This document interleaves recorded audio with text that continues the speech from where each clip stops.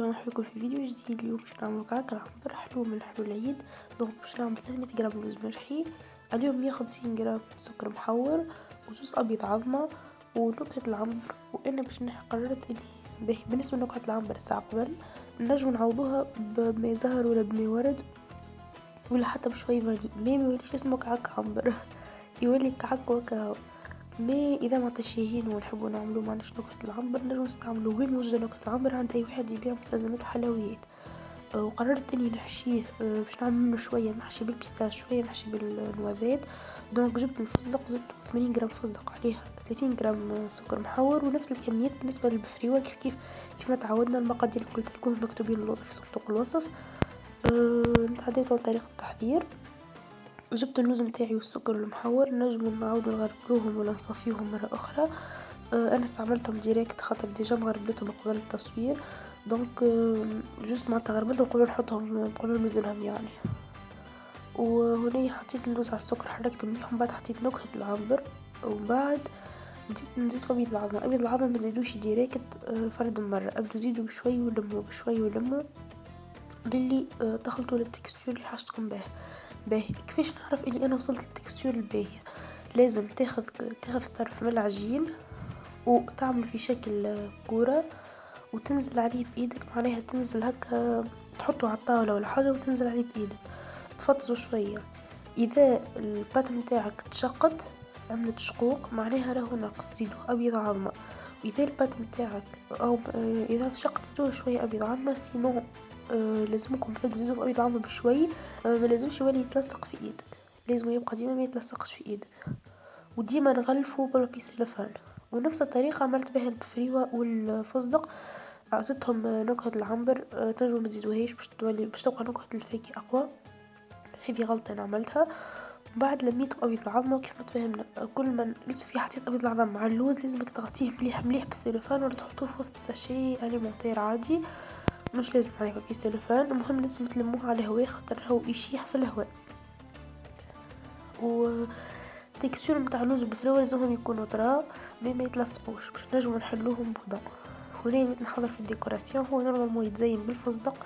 الكعك العنبر يكون مغطي بالسكر المحور وفيه شطرين متاع فستق في الجهتين.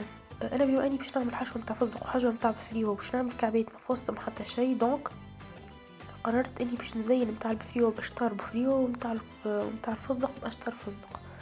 بيان سور هذا كله فاكولتاتيف، مع هذا كله معناتها ما كنتش مجبرين باش تعملوه انتم حسب الذوق وحسب الاختيار وحسب شنو عندك في الدار.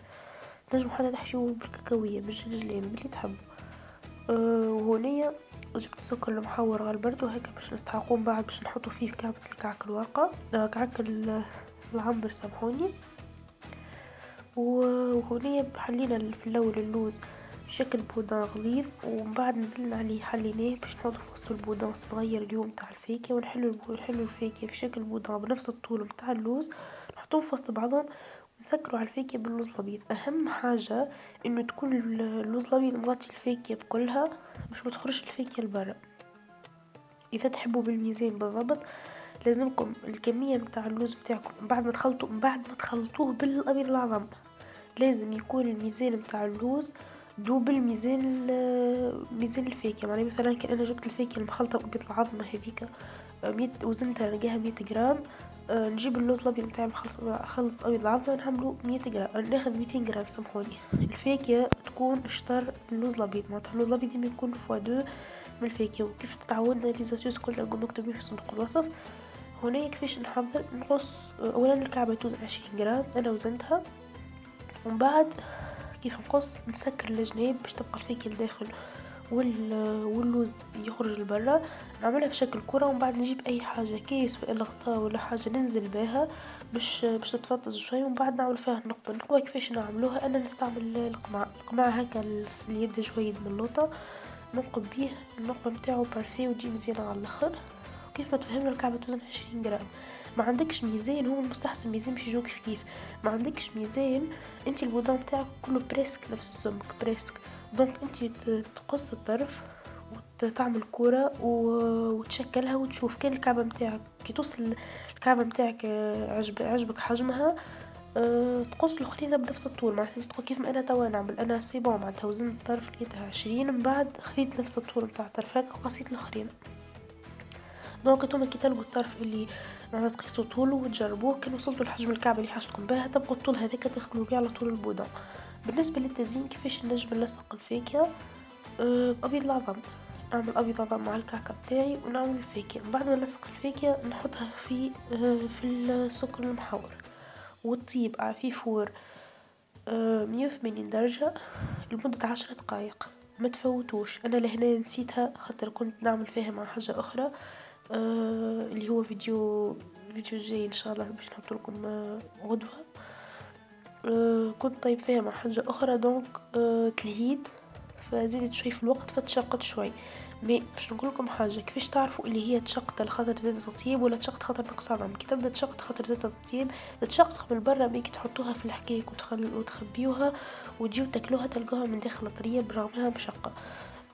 دونك انتم تحطوها 180 درجة لمدة 10 دقايق ما تفوتش. وهذه هنا وريت لكم كيفاش الحشوات من داخل، وبشوف فرق بيناتهم عملت البيستاش والبيستاش والنوزيت بالنوزيت، واللي ما فيهم حتى شيء عملت لهم ميكس ما بين البيستاش والنوزيت، جاي بنين يهبل. تو باش لكم طريقة الاحتفاظ به. جيبوا اي حكة بلاستيك عندكم، هاك شفتوا مش لازم تكون حكة معناها مميزة، هاني حكة الزبدة هيك المارغرين. حطيت فيها الكعك متاعي وحطيت ساشي وحطيت كوش اخرى متاع كعك وحطيت ساشي اخرى. ديما تبقوا تعملوا طبقات الساشيات، أه ديما بين الايتاج والايتاج تعملوا طبقات ساشيات وتحطوش فوق، ما تحطوش فوق بعضها، ما لازمش يتحط فوق بعضها ديريكت. واخر طبقة نغطوها بساشي ولازم الحكة تبدا تتسكر مليح. وكاهو.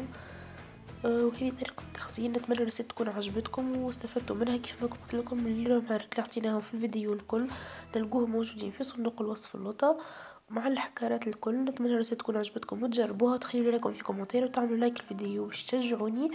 ومتى كان بكمش مشتركين في القناة تشتركوا في القناة، ونتقابلوا ان شاء الله يا ربي في دبارة جديدة وفيديو جديد. وبسلامة.